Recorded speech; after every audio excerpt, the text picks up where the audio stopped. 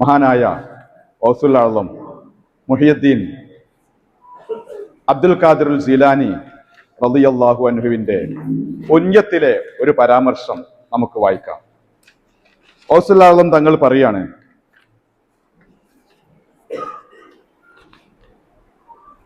ഫഅലൽ മുഅ്മിനി ഇത്തിബാഉ സുന്നത്തി വൽ ജമാഅ, സുന്നത്ത് ജമാഅത്തിനോട് പിൻപറ്റൽ. ജമാഅത്ത് എന്ന് പറഞ്ഞാൽ സ്വഹാബത്തിനെ പറ്റിയിട്ടാണ്, ജമാഅത്തു സ്വഹാബ. ഫഅലൽ മുഅ്മിനി ഇത്തിബാഉ സുന്നത്തി വൽ ജമാഅ, സുന്നത്ത് ജമാഅത്തിനോട് പിൻപറ്റൽ മുഅ്മിനിന്റെ ബാധ്യതയാണ്. എന്നിട്ട് പറയാണ് മഹാനവറുകള്, വഅല്ലാ യുകാസിറ അഹ്ലൽ ബിദ്അ, ബിദ്അത്തിന്റെ ആളുകളെ പെരുപ്പിച്ച് കാണിക്കരുത്. അവരുടെ സദസ്സുകളിൽ പോയി അവരൊക്കെ ആകെ 4 ആൾക്കാരെ ഉണ്ടാവുള്ളൂ. നമ്മൾ അവിടെ ചെന്നിട്ട് അവരുടെ സദസ്സ് വലുതാണെന്ന് കാണിക്കുന്ന രൂപത്തിൽ ഇടപെടരുത്. നേരത്തെ നമ്മൾ പറഞ്ഞു, നമ്മളാണ് മുജാഹിദുകളെ വളർത്തിയത് കുറച്ചൊക്കെ. അപ്പൊ ശത്രുക്കളെ വളർത്തരുത് എന്നാണ് പഠിപ്പിച്ചത്. അത് ഇന്നും ആവശ്യമാണ്. അത് ഇന്നും ആവശ്യമാണ്. ആരെ വളർത്താൻ നിൽക്കണ്ട, ആരെ വളർത്താൻ നിൽക്കണ്ട, ശത്രുക്കളെ വളർത്താൻ നിൽക്കണ്ട, പ്രതിയോഗികളെ വളർത്താൻ നിൽക്കണ്ട. നമ്മുടെ ഇടപെടൽ കൊണ്ടാണ് അവര് വളരുന്നത്. കുറെയൊക്കെ നമ്മൾ കണ്ണീമ്പണം. മഹാനായ നമ്മൾ കഴിഞ്ഞ ജമിയത്തുൽ ഖുതബയിൽ ആയത്തോതിയിട്ടുണ്ട്. മൂസാ നബി അലൈഹി സ്വലാത്തു വസ്സലാം മീഖാത്തിന് പോയ സന്ദർഭം. മീഖാത്തിന് പോയ സന്ദർഭത്തില് ഇവിടെ സാമിരി പശുക്കുട്ടിയെ ഉണ്ടാക്കി, ആളുകൾ ആരാധന തുടങ്ങി. ആ സമയത്ത് മൂസാ നബി അലൈഹി സ്വലാത്തു വസ്സലാം തിരിച്ചു വന്നപ്പോ ചോദിച്ചില്ലേ, നീ ഇവിടെ ഉണ്ടായിരുന്നില്ലേ? താടി പിടിച്ചില്ലേ? എബിന ഉമ്മ ലാ തഖുദു ബിൽഹിയത്തി, എന്റെ താടി പിടിക്കല്ലി. അപ്പൊ നിനക്കെന്താ ഇടപെട്ടൂടെ? ശിർക്കല്ലേ നടക്കുന്നത്?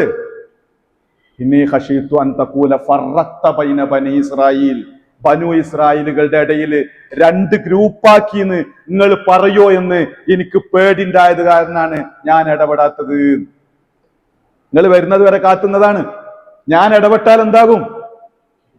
2 ഗ്രൂപ്പാവും. അതിലൊരുപാട് ആശയങ്ങളായിരുന്നു പഠിക്കാണ്ട് നമുക്ക്. അതിലൊരുപാട് ആശയങ്ങൾ നമുക്ക് പഠിക്കാനുണ്ട്. ഇവിടെ ഷിർക്കാണ് നടക്കുന്നത്. തൗഹീദ് പഠിപ്പിച്ചിട്ടാണ് മൂസാ നബി പോയത്.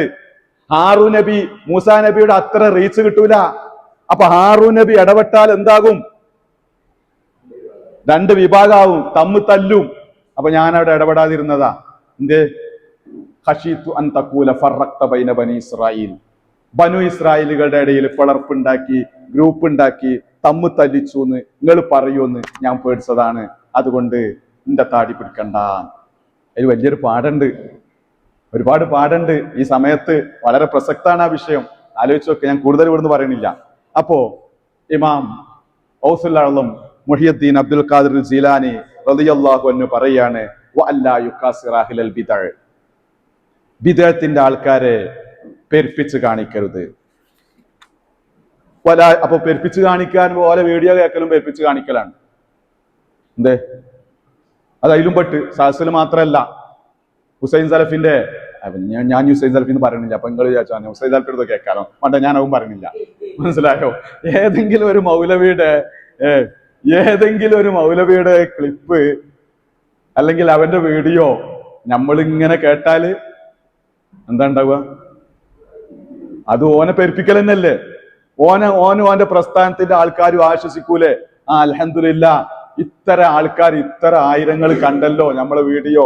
അപ്പൊ നമ്മുടെ മെസ്സേജ്, ഇസ്ലാഹി സന്ദേശം എല്ലായിടത്തേക്കും എത്തിയിട്ടുണ്ട്, നല്ല റീച്ച് ഉണ്ട് എന്ന് പോലെ ആശ്വസിക്കൂലേ? പാടില്ല എന്നാണ് മുഹിയുദ്ദീൻ ഷെയ്ഖ് പറഞ്ഞത്. വഅല്ലാ യുകാസിറ അഹ്ലൽ ബിദ്അ, ബിദ്അത്തിന്റെ ആൾക്കാരെ പെരുപ്പിച്ച് കാണിക്കരുതെന്ന്. അത് ഓഫ്ലൈനിലും ഓൺലൈനിലും ബാധകമാണ്. മനസ്സിലായില്ലേ? വഅല്ലാ യുകാസിറ അഹ്ലൽ ബിദ്അ.